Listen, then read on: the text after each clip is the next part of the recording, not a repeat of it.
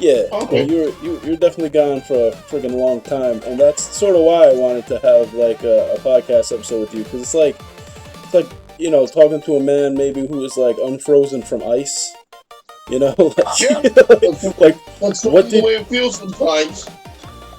I know? And to be honest, even in America, it just feels like everyone now experienced like a very different version of history. We don't all have like these touchstone moments, like when the northeastern blackout. Everyone has a story from that time. Everyone sort of remembers when like all of the Northeast lost power.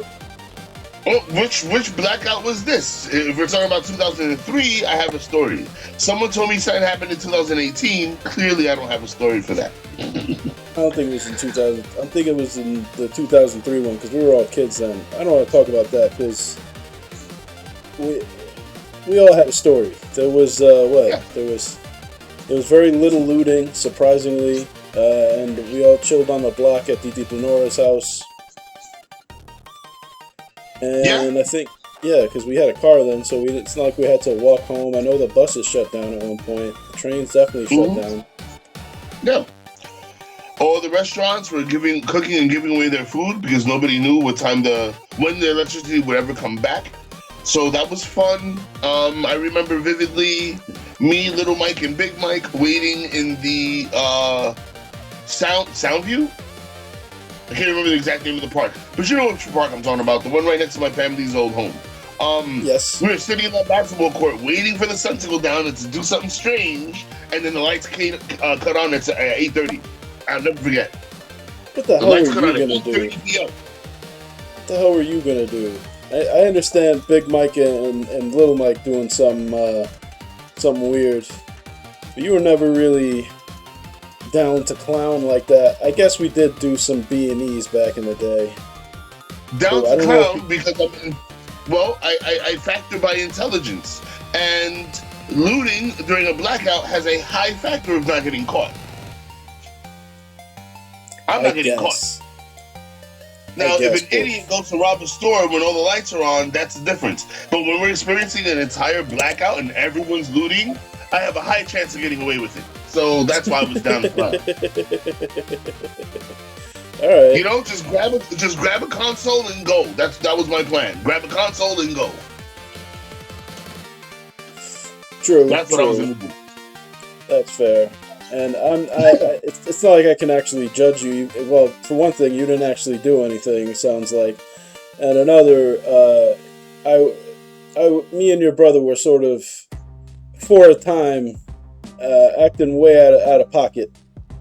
I remember So, high school. yeah, and a little bit before, but that was, remember the bum huts? The bum hut. Holy shit. No, bum huts. We had multiple. I mean, some of them were just people's apartments that were unoccupied. So y'all were squatting before there was a term for it. Funny. Yeah. Well, we were like I don't know, short time squatters. We'd come there during school hours as to not be in school, and then poke some smut, and maybe we were always scheming on trying to get a chick, but like, what chick is gonna come to something that we ourselves refer to as a bum hut? Girls of less than reputable nature. Exactly. Someone who's probably gonna rob us at gunpoint. Yeah, that sounds about right, actually. So we never got around to it. Most of the girls that we liked were at school, and the ones that might have come with us, just hey, you guys have some weed. They probably we didn't like them. They were like pretty ratchet back then. Yes. Nobody wanted to get pussy from them then. I'll leave that now. Hold on, I'm just taking a quick smoke. Quick rip, man. I do envy you. I do sort of miss being able to partake legally in the city of New York.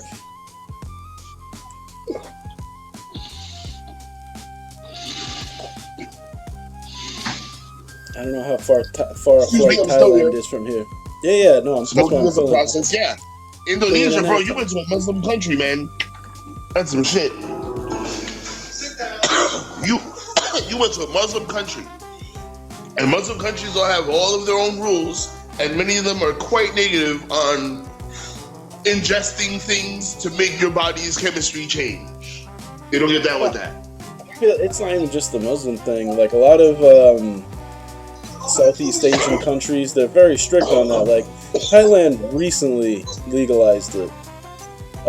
In like the last, I don't know, 6 or 7 years maybe. And basically before that, I mean, I think there was a movie of like these girls who they got tricked into being mules for like two skeevy European dudes that were like met on vacation. Yeah, and then they end up getting like life in prison. Like they avoided the death penalty basically, and that was in Thailand. If I'm not They're lucky they mistaken. avoided the death penalty. That means that they were able to prove that they weren't dealers. That's it. I think it was Because more like dealers get death. yeah. I probably, but I think it was more the international outcry. Like it got a lot of attention because I think there were two American girls. Well, yeah, and that's white women too. That's gonna get. There was a movie about it. That's gonna involve actual politics when that happens. Yeah, but there was a movie about it. Like one of them, they eventually released because the other one just said it was just me. It was like starring Claire Danes. I don't remember who else was in it, but I think Claire Danes was the one who just like just let her go, and I'll serve the bid. And now it's legal, so maybe she's out. I tell you what, if Claire Danes is in it, I'll watch it. But yeah, it sounds like something that I may know a little bit about. Because what happened to them, I mean, listen, I wasn't exactly sure that overstaying a visa was the same as selling cocaine, but I wasn't going to try and run the risk of getting time in prison like they got. Yes. You know what I mean? That was my main issue for one of the reasons why it took me so long to get back, because I was trying to find out and figure out whether or not they'll have me, breaking fucking limestone and granite with a mallet. Yes. Because they have people doing, yes, you do, what is it called again? You do hard labor. They still do that. It's classic. I mean, they still do that in the States too. But, yeah, if you want to talk about it, we don't actually have to talk about that. I'm done to talk about whatever, bro. I mean, so what the hell happened, right? So, when last we left off, when little Mike was interrupting us. Bro, you gotta appreciate yourself more, bro. No, you are an anomaly. An anomaly? Okay. They don't make you everywhere, bro.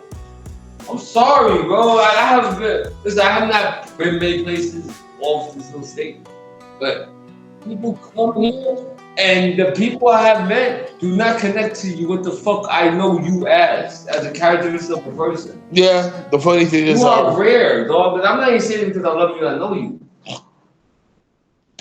Thank you, little. Niggas are butt cheek, bro. And getting us all sidetracked. Yeah, little does have his way about him. Yeah, he does. He is a disruptor. Yes. So you said you overstayed your visa and you just thought, well, nothing's happened yet, so maybe it's not like that big a deal. So that's where we left off. Yeah, let me try and elaborate, because again, little was there. So at first, I'm doing the visa runs that you're meant to do. Every 3 months, you have to cross the border and come back in order to continue living there under a tourist visa. I was in the process of getting my tourist visa changed into a business visa, which allows you to stay for 10 years without having to leave. So my money, A, was tied up in that. B, my company said that they were always holding down my visa, which ended up being a lie. Yeah. They said, hey, listen, you don't have to do visa runs anymore. We got you. They didn't have me. And then I found this information a week before it was time to renew the visa. And the problem with that, especially this, two things happened. It's always two things. That's I'm gonna start calling myself Two-Face. Two things happened. The first one being you pay rent every 3 months in China. So sometimes for some people who may have been dating on the responsibility of rent, will end up paying their entire month's check to cover the 3 months and then struggle throughout the next month until their next check, which is exactly what happened. I had no money to do any kind of visa run because I just paid off an entire month's rent. All right. Number two, shit, what was it again? Let me see. That was the rent. A quarter's rent. 3 months rent in one shot. Yes. Yeah. So that, I thought my job was holding me down. They ended up not holding me down. They were like, yeah, we told you we had the visa, but the thing is that was when we had that last guy as a boss, and he's not here anymore, so you kind of got to do your own visas, guys. And I was like, oh, shit. What if? And then I kept my mouth shut. Having an illegal visa is kind of like being a Jew in 1939 Poland. You know what I'm saying? It's not something it's not information you share with people. Yeah. You don't go around asking everyone for help. Hey, can you help me with this? Because they can just report you and I think get money for it. But for the most part, they just don't want to get in trouble for being around someone who has that issue. Let me see. The other thing about the visa was, let me see. I had to cross the border. I couldn't. There's something else, but I just smoked weed and I forgot it. How much did the trip to the border cost? I mean, what year was this? What year was this? This is 2013. All right. So how much did the trip to the border cost in 2013? No, actually, like, not a lot of money. You didn't have money for food and stuff. I understand that. Like, basically, you had to choose one or the other. Yo, I had to borrow just to eat that whole month, man. Yeah, but that was a little bit normal for that back then. Either way, so I would have sent some money. That was the other problem. I'm sorry, that was the other problem. I just remembered. The other problem was the time when the visa thing came around, bro. My visa due date was during Spring Festival. Yeah. How could I forget that? It was during Spring Festival, brother. Absolutely. Actually, I wouldn't say impossible. Well, it's possible. It's just to travel anywhere in China during Spring Festival is absolutely crowded and 4 times as expensive. This is true.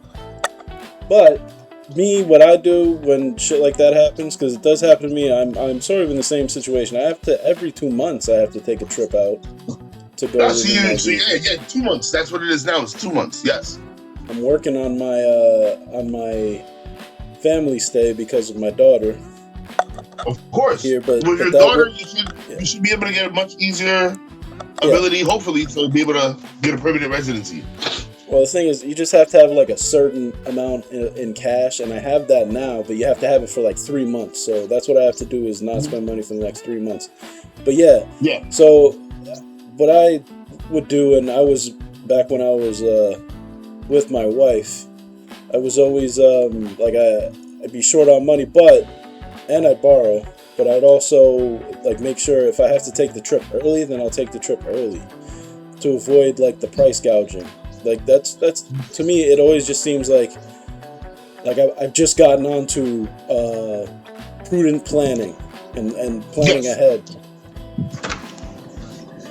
Well, my thing with this issue is I was still young, a little brash, and I kind of always fucked off on bureaucracy. I really dislike bureaucracy, and in China, it felt good not having to always go to this, to what was it? to go to, mandated doctor's appointments and jury duty and just anything. Oh, I lost my this and I have to go and fill out this form and DMV. And I was very happy not having to do all that shit. In China, it's more minimalized to a foreigner because you're kind of just going to your embassy or the Chinese PSB. That's it, 2 spots to do any bureaucratic bullshit. Yeah, because you're having very limited access to that stuff anyway, so it's probably not a huge thing.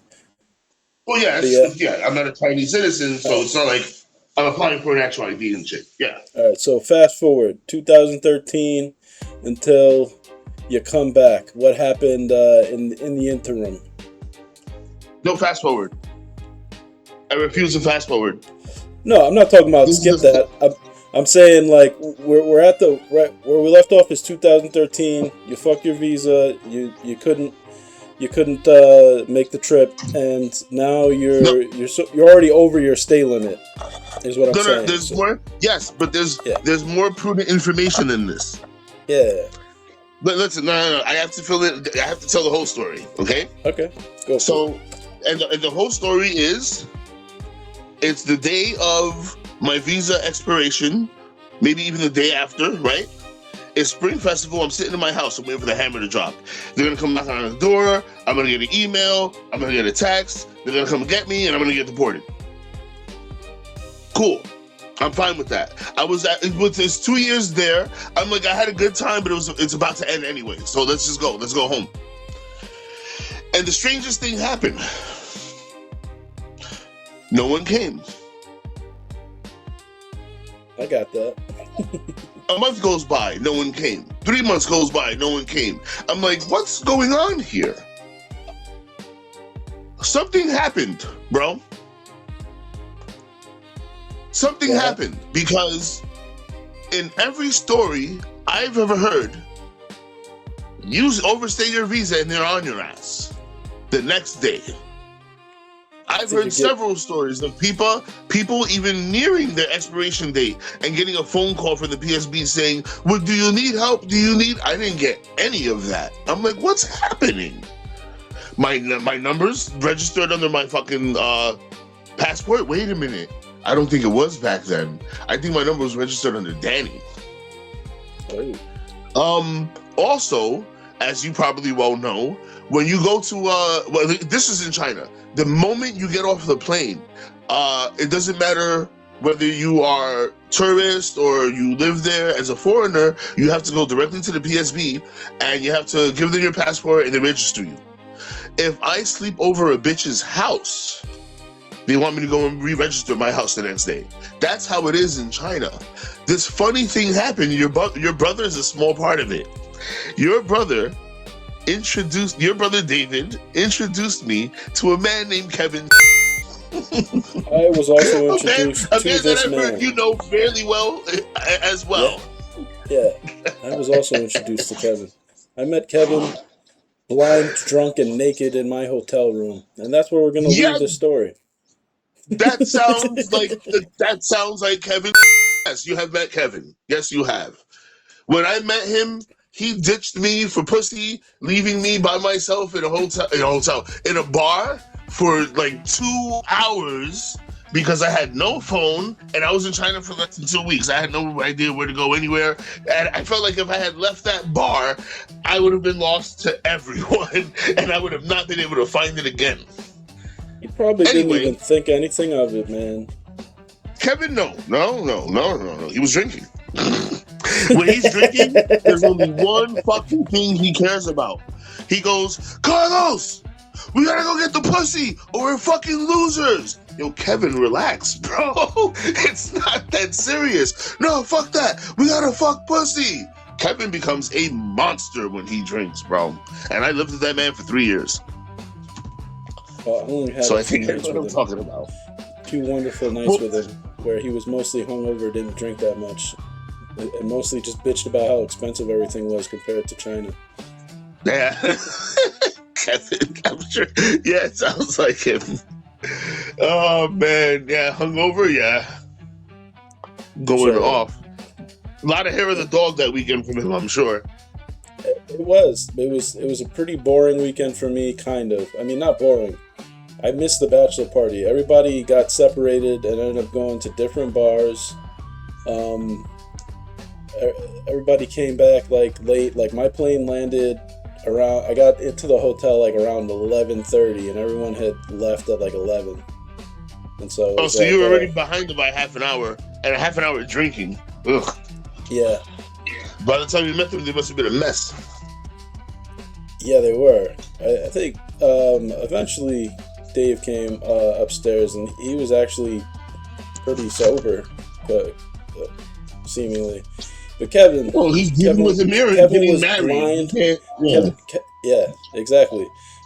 Well, this wasn't like the night before. This was like 2 days before. Like he didn't. This is the he was smart about it. He's like, I don't want to be all sloppy and disgusting for my wedding hungover.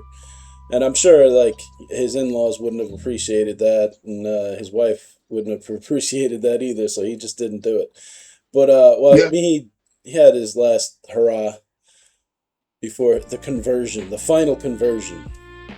Well, But anyway, I shut bet up. your brother's still seeking and getting hurrahs every now and then. No comment. Uh, what was I gonna say? But Kevin was like, I was just sitting in the room alone in this foreign country. Everything's like strange. I was like, this is the furthest I've ever been. And I hear the door open, and I'm just standing there, and the biggest Chinaman I've ever seen is standing there, and he This looks man's at a me, Chinaman. and he like backs up and squares up on me, and I'm like, hey, is this Kevin? Kevin, right? Hey, I'm Dave's brother. He's like, oh man, and he came in and he gave me a big sloppy hug, and I He helped was him. drunk. Yeah, he's like, I gotta use the bathroom, and he like fell out of his pants, and he got all Yeah, he's naked. drunk. He got naked, fell into the bathtub. That's funny. So, yo, does he? Oh my God, I have a weird question. What the? So, you're saying that he got all drunk in front of you and naked, right? Kind of. He wasn't trying to get naked. He was trying to, I think, take a bath. And he like just fell out of his pants, and I sort of had to help him because he had the door open. Okay. He forgot to close the door. Wow, he was really fucked up. All right. Blackout, sir. Blackout. I mean, he remembered it. You know what the fucker did the next remembered day? You know what the fucker He did the remembered next day? You know what he did the next day? He went on a hike. What? He like went to like a temple. I was like jet lagged like a motherfucker. So I had just That's what he does. He flew needs that. 21 He has hours. to do. He has a mental connection with being fat, being young, and he's learned how to deal with it. He has to do. He normally bikes to work every day. I think he works in a tilapia farm now, so he doesn't have to bike anymore. But yeah, Chinese people also that hiking shit. They like that shit. They hike. All right, back to the story. All right, Kevin was a nice aside. Right, so Well, no, I do have a question. I guess I'll ask another day. Yes. So the reason why I'm introducing Kevin to the story is because the reason why Dave introduced me to him is because the idea was for us to live together. yeah, Dave knew that he had an empty room in his apartment, because Dave used to live there. Huh? Didn't Dave and Danny at one time live there? I don't know. They never told me that. Did they? They lived with Kevin in that very same room before I did. I think sharing a room with Kevin is like a rite of passage in our family or something. Well, let me Something tell is you it. then that blue suede king size bed in that room has seen so much war and battle. Nice. Especially the three of us stayed in that shit. Anyway, so the reason why I'm bringing that up is because upon moving in, I was like, okay, Kevin, you have the contract. Let's go and get registered. Kevin was like, nah, you good. You don't need to register. I'm like, huh? He's like, yeah, don't worry about it. You don't need to register. It's not that important. I'm like, really? What if a police officer stops you on the street? No police officer is going to stop you on the street. Well, what if the police come knocking? The police are going to come knocking because you're not registered here. I was like, oh shit. And he wouldn't produce the contract, so I never registered in that apartment. One of the reasons why I was able to go on for as long as I have is because the last time I had registered was somewhere in Rudalco from Matthew. I forgot his last name, but you know the You don't need to name drop people. I'm gonna have to. Matthew. I'm already gonna have to edit out Kevin's full ass government name, even though it's pretty common. But don't name drop anybody. Don't give anybody's full name. It's the internet. Okay, no problem. Yeah. So Matthew, that's a common enough name. Yeah, you had a place where you registered with a guy named Matthew, or as a guy named Matthew. Dave's boy, the soccer playing Matt. Soccer playing Matt. All right. You remember him? Maybe. He didn't make it to the wedding. But either way, I was registered somewhere. The last time I registered anywhere in China was a spot in an area called Rudalco. And because I just spent the night and I banged some girl there, and then one of Dave's boys was like, just come on, I'll help you, I'll register you. But ever since then, I had never ever went to a PSB and registered my passport. So I don't know exactly how it happened, but somewhere within that myth, the government wasn't looking for me. They were busy doing other things, or I mean, dude, I'm walking around with this expired thing for years and years and years, and I never was ever bothered, ever. Well, they wouldn't be able to. Other than the fact that you kind of stick come out up to me and go, "Hey, let me look at your passport." That never happened. Why would they want to? Well, okay, I'll that give sounds you that. like paperwork to me. That sounds like an easy bullet to dodge if you're a lazy, Chinese policeman. Okay, that's fair, right? This person isn't doing anything bad, so why am I going to go to them and ask them for their passport? And I guess that's also one of the reasons why I was there for so long. It's a bigger headache too, because you're a foreigner, and so if like anything happens, like if he tries to like shake you down or something like that, it goes international. So it's probably just better like to leave alone and just be, I'm a shy guy, I'm not trying to rob you, because that's what a lot of police officers do. I am a respectful person. Yeah. And I am not an idiot. The combination of those two things are the reasons why I was there as long as I was. I never brought any attention to myself.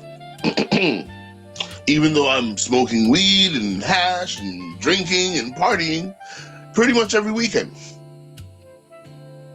I know how to treat people. Blacker than the ace of spades. But continue. Listen. In China. If a Chinese police officer showed up to my house, it never happened, but if they showed up to my house, you know what they would have seen? What?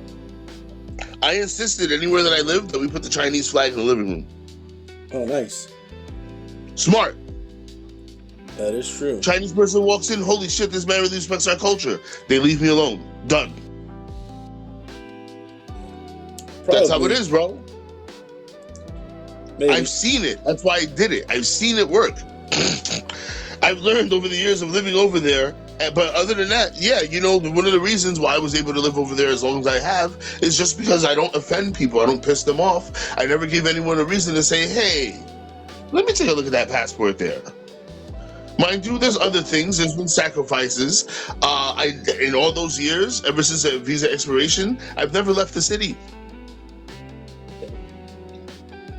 Yeah. Yeah, that would have been, you would probably gotten, at some point, they would probably ask for your passport and then run it through the computer.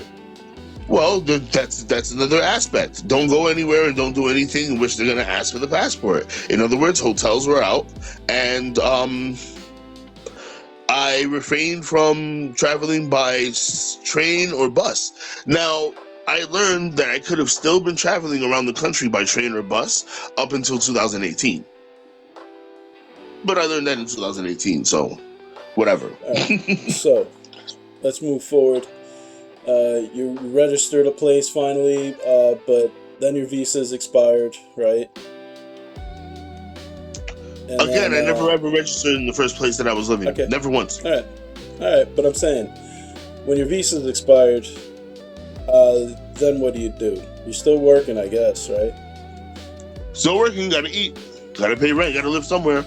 And that became a funny issue because eventually, well, all right, so the police would make random raids on the several training centers and kindergartens that they had out there because many of them were dubious in terms of their legal status as well as their hiring of foreigners to do the job. Now, China's always had a mandate of hiring qualified people to do the correct job, similar to America. You need a certification to do this job. But in China, there was a massive gray area of business where, if the kids are doing something after school and it's not exactly school related, you can't really tell the parents that they can't do it. But if you're giving jobs to people who do not have business or working visas, this gave the police an opportunity to basically come in and get bribes. That's what the main hustle was. They will come in and get bribes in order to they'll grab the teacher, detain them, and wait for the school to cough up maybe like 20,000, and then they'll let the fucking person go. And tell them, no, you shouldn't be teaching, but since you're a student here, we'll let you stay. They get their money, they keep it moving. That changed when Xi Jinping came into power. All right. Anyway, yes, so the living with the illegal visa until around 2014, where my job, because of the suspicion of increased police activity, started asking all the teachers for their visas. So I just had to quietly step aside, which led to me not being able to pay Kevin rent anymore, and which led to my first run being homeless in China. Where the hell did you sleep? A friend's home. Let me see. I stayed in a Russian female friend's home for about a night, and then the next day her landlord came and saw me there and coughed and said shit. Where did I go after that? Don't really remember. Well, I let me see. I must have been. Then I went to my friend Kyle's house for about a month or two, and he was okay until he had to go back to America to be with his family for Christmas, and he was like, "Yeah, I'm not gonna leave you in your house alone." And then, but during that time period, I ended up meeting one of my fucking best friends in China, Australian man by the name of Sam. I love this man very much. I still play video games with him every Monday, Tuesday, and Wednesday online. No, this man saved my ass during my homeless stint.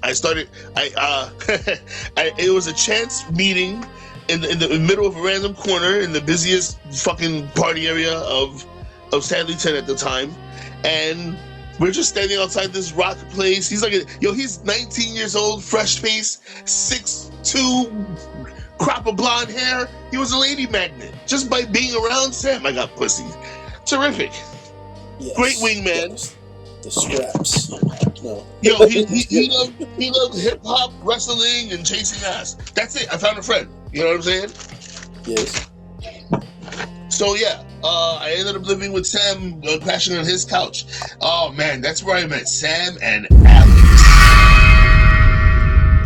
Alex. Romanian Alex? Russian Alex. As crazy as you've ever seen a Russian person in a movie, this man embodied that person. And then some. Listen. This man... I don't want to be racist or anything, but I think a lot of Russians are just like trying to be the ultimate Russian.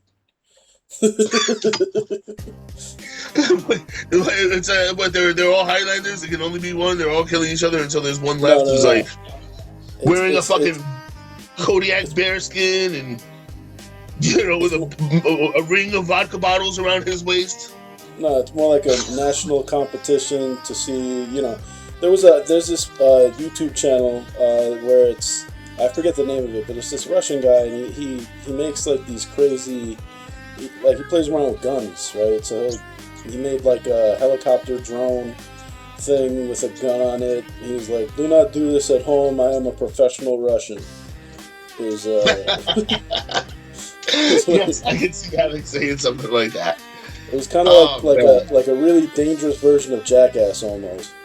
Yes, living with Sam and Alex for a few months. It was a great experience. I ended up living with Alex in Sam's room a number of months, or maybe a year later. Man, that was a journey, my first homeless trip, now that I'm thinking about it. Oh, all right, so yeah, I lived with them for a few months, and this is really the fastest version I've ever told this story. I ended up meeting Jasmine. I ended up meeting a woman named Jasmine. Met this woman in a KTV. That's karaoke television for those who do not know. Met her in the KTV, which is in China one of the main sources of nighttime entertainment for the local Chinese. They don't get down and go to bars and clubs like we do. They go to places like this. So, met her at a friend's birthday party. She was drunk. This is gonna sound bad, but this happened. This is history, so I don't care how she feel about it.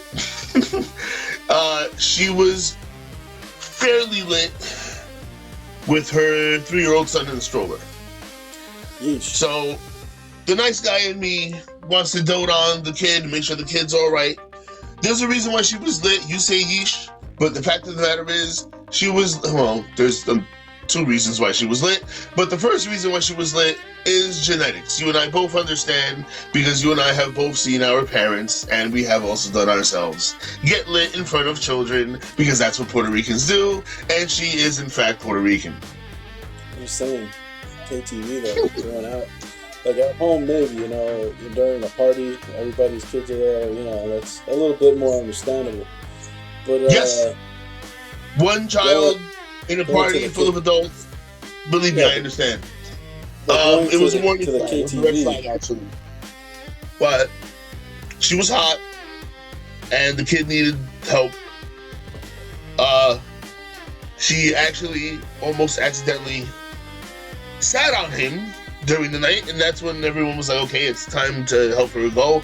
I got her into the taxi, made sure her son was okay, then got her number through a friend, and we started a correspondence. And she was immediately attracted to me because of my New York City ways and my flashy red shirt that I used to wear as a Halloween costume and ended up becoming my clubbing shirt. Which is around here somewhere. Nice. Anyway, the reason why I'm bringing up Jasmine is because it didn't take long, and it wasn't, I swear to God, people say, you hustled her, you scammed her. I did not. This was genuine feels. It took about a couple months before I was living with her. Okay. We caught on like fire, bro. I mean, she is, at the time, during my time in China, the only woman I ever saw as wanting to marry. She has since lost this status, but she had it then. So yes, I ended up living with this woman for almost a year. No, that's not exactly true. I ended up living with her for a few months. She did have an issue with drinking.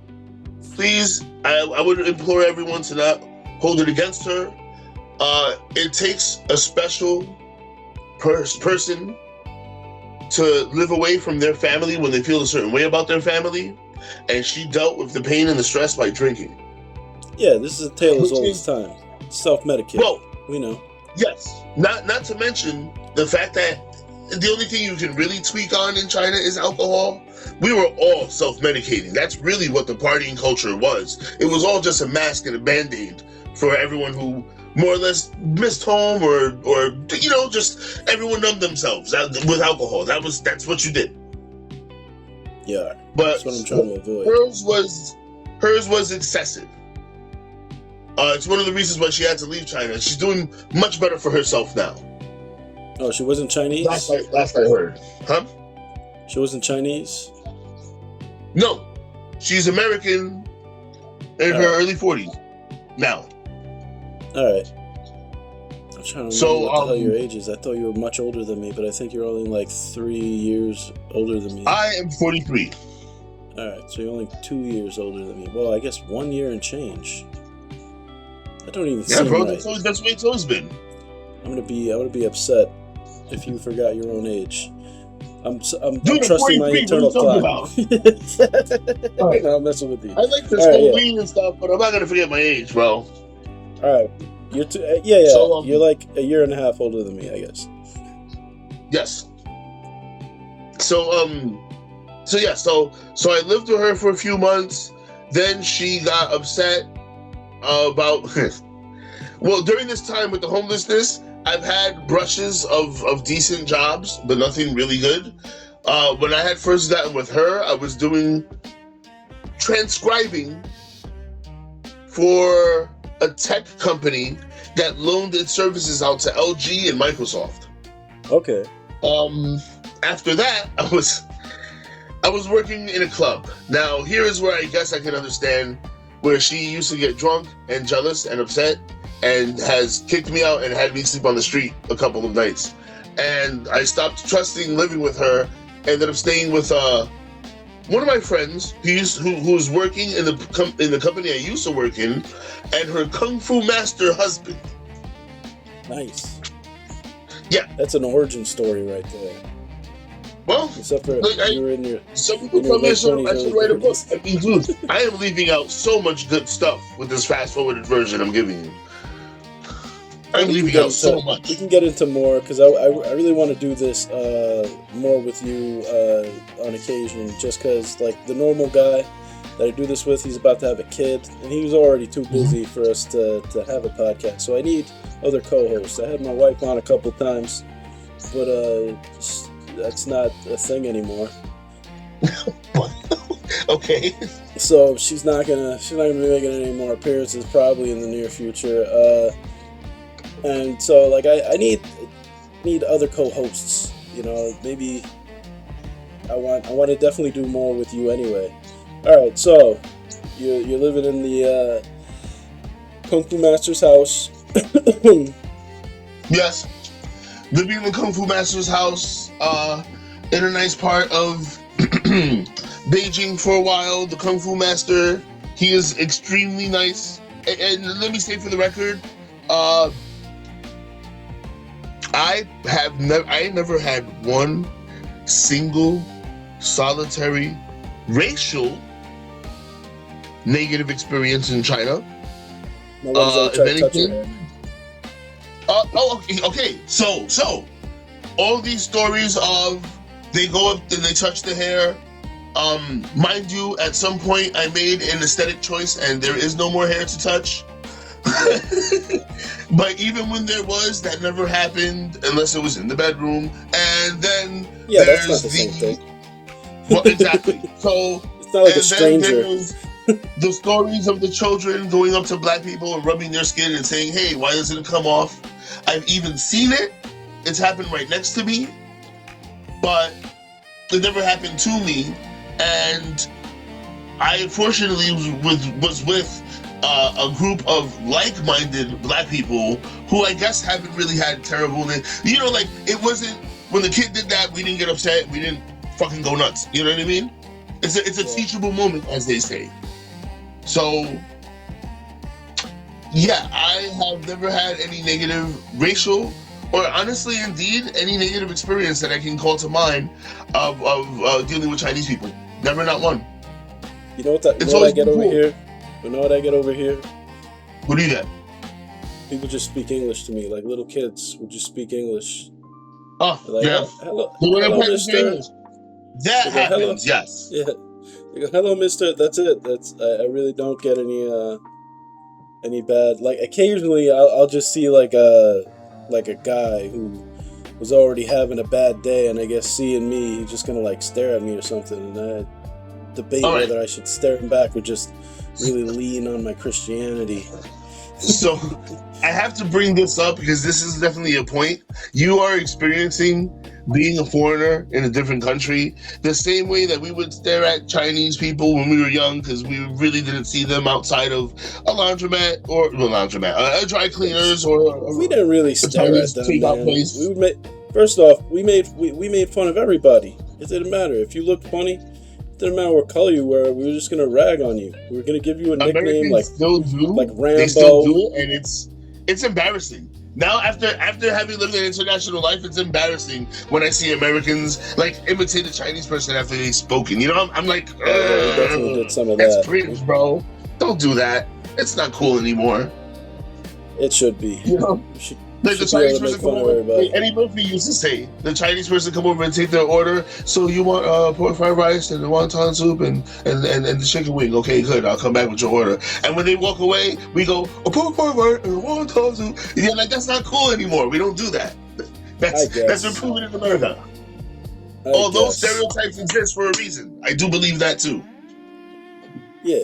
Well, I agree that Eddie Murphy joke wasn't even that funny then. I liked it. I liked it. Yeah, for me it was true. already, when I was little, it was already kind of cringe, because it's like that Mickey Rooney in Breakfast at Tiffany's. He's playing like a Japanese landlord, and he put on buck exactly. put on buck teeth or pretty much anytime Bobby Lee does anything. Kind of. I mean, he's anytime he does a role, it just seems super stereotypical, even though he is. Oh man. Anyway, yes, sort of. That's the thing is you're not actually really doing, like, for instance, I watch like a lot of Chinese YouTubers, and a lot of them have really thick accents, but it's not funny. But Bobby Lee is just doing the funniest version of that, of an Asian accent. Right? Because anything could be funny. It's not like funny because it's, an Asian accent. It's funny because he's doing the weirdest, most extreme way of delivering that. Yeah, but we're also older. If you do that to an 8-year-old, they'll fucking find it funny because they're making fun of a race. I guess, it's simple maybe. humor. It's simple humor. I think it's funny because it's funny. Because sometimes it is just funny. Yes. Yes. That much is true. That's the feeling I get when I watch old and living color episodes. Sometimes it's just funny because it's funny, even though it's dated.